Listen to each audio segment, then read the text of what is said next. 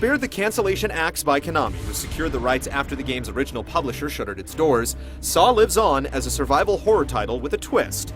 You have to save others in order to save yourself. Like the movie series it's based on, the game involves overcoming a series of twisted traps created by the Jigsaw Killer. Is Saw's gameplay a cut above Konami's own Silent Hill series, or does it amount to pure torture?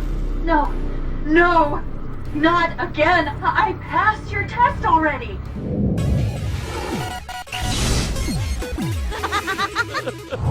The desk in front of you holds the badge of the partner you failed to protect. Fitting, since it also holds the key to free the witness you chose not to protect.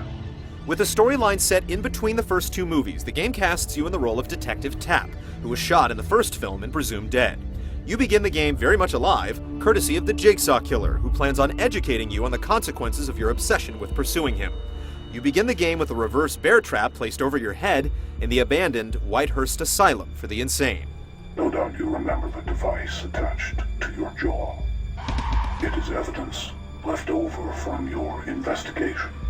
Your first tasks are to quickly disarm the trap before it cracks your skull like a walnut, and to figure out the combination to a locked door. From that point on, you learn more about your predicament by finding patient files, asylum records, audio tapes, and closed-circuit televisions airing Jigsaw's macabre messages.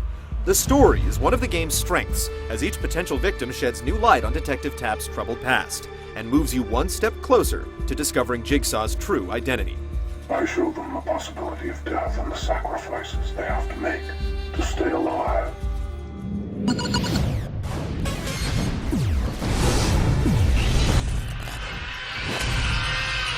As with most titles in the genre, Saw is a linear game, with barricaded hallways and similar confining elements designed to funnel you toward your objective. This actually makes some sense in the context of the game, as you're part of a carefully crafted experiment engineered by the Jigsaw Killer. Items needed to progress, such as nails to pick locks or fuses to power up electrical boxes, are typically found within the adjacent area, and flash, so they're easier to spot. Thus, you won't be spending hours looking for the proverbial needle in a haystack, which makes for decent pacing. There's only one play mode and 2 difficulty settings. Also included is concept art for the game's environments, characters, props, and traps, an E3 trailer of the game, and the ability to revisit completed chapters with the flashback option. Oddly enough, there's no option that lets you play just the timed puzzle sequences outside of the main game. And Saw absolutely shrieks for a multiplayer component. It's not hard to imagine a mode where people try to hunt down protagonists as they frantically create makeshift traps to slow their progress. As it stands, the game's content is divided into 7 chapters, with each spanning around an hour in length. Take it off! Take it off! Take it off!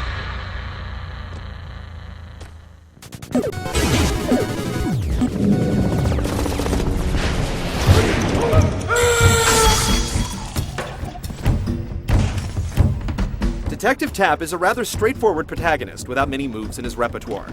He can't jump, crouch, crawl, or use cover. He doesn't even wear shoes. The latter is important since simply walking gradually diminishes Tapp's health if you aren't paying attention to what you're doing. As you progress, you'll periodically encounter an uneven mix of puzzles that involve either timing button presses, rotating the analog stick, or a combination of both. You'll pick locks, disarm booby-trapped doors or tripwires, and try to stop Jigsaw's traps before a timer reaches 0. There's even a strange grabbing mini-game that has you searching through toilets, dead bodies, and other delightful places for keys and other objects. You'll also have to worry about being hunted by other players in Jigsaw's game, as the killer was kind enough to sew a key to their survival inside your stitched-up body.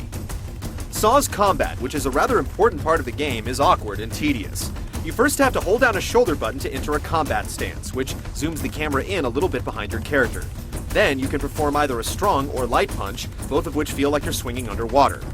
Enemies don't seem to have this slow motion problem, so you'll be pummeled quite frequently while tapping a single punch button until either you or they collapse on the ground. Blocking doesn't seem to work, and the weapons outside of the gun are so clumsy to use as to actually be less effective than your fists.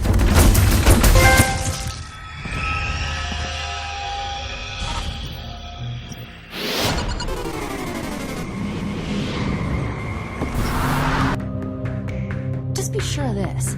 Jigsaw's in control, not you. As you'd expect from an abandoned insane asylum, the rooms are in various stages of filth and disrepair. Tiled floors are in desperate need of some pine sol, and you'll weave your way through rusted pipes, broken glass, concrete rubble, dented lockers, soiled mattresses, rat-infested hallways, pools of water, and flickering lights. Expect plenty of sick details. Each area is dark, which means you'll constantly use a lighter or flashlight to reveal potential clues, as well as health-restoring items like medical bandages or hypodermic needles. Adding to the tense atmosphere are sound effects of running footsteps, cries of help, and anguished screams. The character models lack detail, however, and the animation is stiff. The voice acting from the victims and other people you encounter is not convincing in the slightest, but actor Tobin Bell, who plays the Jigsaw Killer in the movies, lends some creepy credibility to the game with his musings and observations in the character's low, hushed voice. But take care. Actions that allow you to pass may also allow others to escape their cages.